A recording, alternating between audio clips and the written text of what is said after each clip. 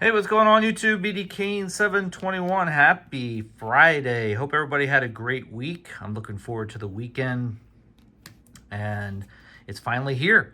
So I haven't put up a video yet this week and thought I would just do a really quick one here to show a few things.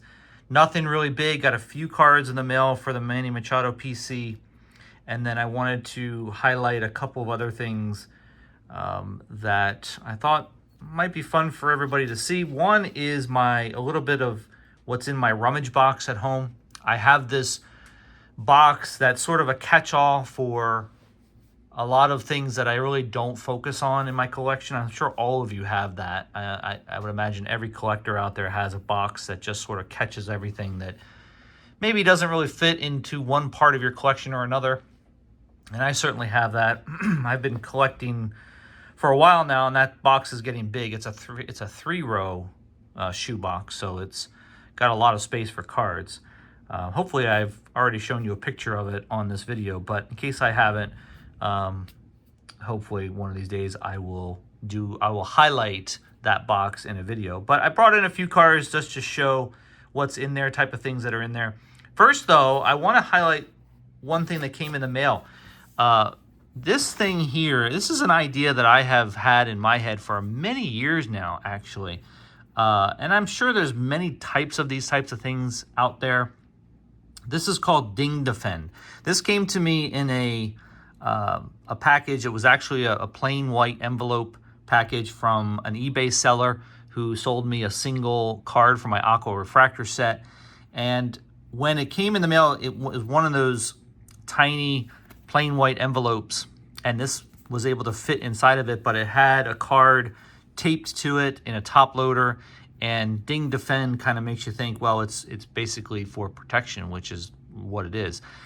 It's from a place called dingdefend.com. I put the link down below in case you want to see it. This is something I've thought about for many years. Why don't we have something that will help to protect your cards when you're shipping, especially in plain white envelopes? Everybody seems to use different things. Spare top loaders, pieces of cardboard, other types of hard plastic kind of things. And that's what this is sort of made out of. I don't think it's really plastic. I don't know what kind of material this is, but it's very, very sturdy. And when a card is taped or sandwiched between two pieces like this, it will really protect your card. And I just thought that was neat and something that I thought we should have in our hobby, and maybe there's a ton of these kinds of ideas out there. Whenever I get something like this, I put it in a box, and then I use them when I send out cards. So there's like a deal going on at this place. My video is not sponsored by these guys. I just thought it was so cool. I wanted to highlight it. I think there's a deal going on right now. You can get 110 of those for like 20 bucks or something. So pretty cheap to put into your supply stash and send out when you're sending cards to people. So kind of a neat thing. I just wanted to show a few cards from my rummage box. My rummage box has many different years of cards, and so I just pulled out some of the older ones that are in that rummage box of definite stars and Hall of Famers. I've got this Upper Deck from 1990, I think this is 1993, of Derek Jeter, one of the top prospect cards. I've got several of these sitting in that box. I probably should maybe grade some of these, but I remember when I first got back into collecting, there was a guy from Upper Deck that I met who used to work for Upper Deck, and he had a storage closet of boxes, and he sold me several of them, 93 Upper Deck being one of them, and pulled a few of those cards out of that. Here's a rookie card of Max Scherzer from 2008, Bowman, probable Hall of Famer. Here's a definite Hall of Famer, Topps Chrome rookie of Adrian Beltre. I was surprised to see that in there. I forgot I had that card. Here's a Justin Verlander rookie card from, what year is this? This is from 2006, Topps. Always, every time I see this card, I think it's been hand-drawn. It looks kind of cartoonish, and I don't say that in a degrading way, but whenever I see this card, it just kind of looks like somebody drew him on the card, but that's just probably my eyes playing tricks on me. Albert Pujols Rookie Cup from 2002 Topps. I think this is his second year.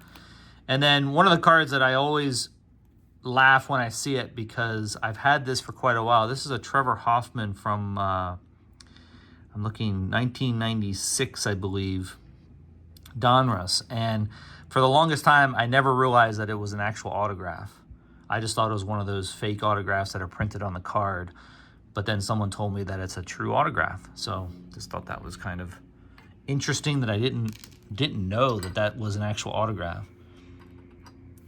So those are the kind of things that are in the rummage box. A lot of these are pre-2010. All these, I guess, are pre-2010. And one of these days I'll show the rest of that box because it goes from 2010 all the way to the present time and all the different stars and superstars that are in the game today. All right, on to some Manny pickups. I picked up only 3 cards recently, and they're just really cool ones. The Stadium Club product came out recently, and I always love Stadium Club because of the photos. I think a lot of us feel the same way. And I've ordered a couple of them, and one came in just the other day, and that's the red foil of Manny Machado. Just a cool shot of him saluting the fans in his City Connect uniform. And the red foil was really cool this year because instead of just having the logo in red, they've got the whole card splashed with red, and even his name Manny is in red. That's just really, really cool. So if you guys are looking for some just eye-catching cards, I think Stadium Club is always a good bet to do that. And that card definitely meets that category, in my opinion. All right, so I'm just pulling out a couple other stands here. Then I came across a Allen and Ginter from this year, because Allen and Ginter came out not too long ago either. And there's a really cool shot of Manny and Allen and Ginter. It's this one here, and this is the gold of the Allen and Ginter product. I guess maybe they call it the gold foil. It's not the Allen and Ginter Chrome, pretty sure. But I saw it on eBay, and it was number 1 out of 50. And I know a lot of people out there, I don't know if you can see it or not, the glare is really horrible, but it's number 1 of 50. And I know a lot of people love the first card in a print run like that.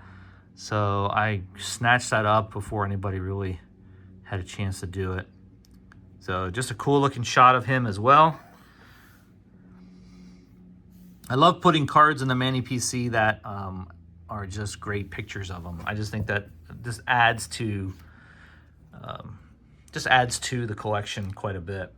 And then the last one is a really low numbered card from Museum Collection from 2024.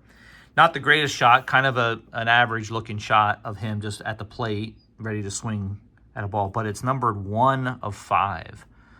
And I don't recall, I should have looked it up before I made the video, but I don't recall if this is a certain variation of it. It's probably like maybe a gold foil or something, but number 1 of 5. Saw that on eBay as well, and nobody was bidding on it, so I did the minimum bid and ended up getting it. Or it was right around the minimum bid, I think.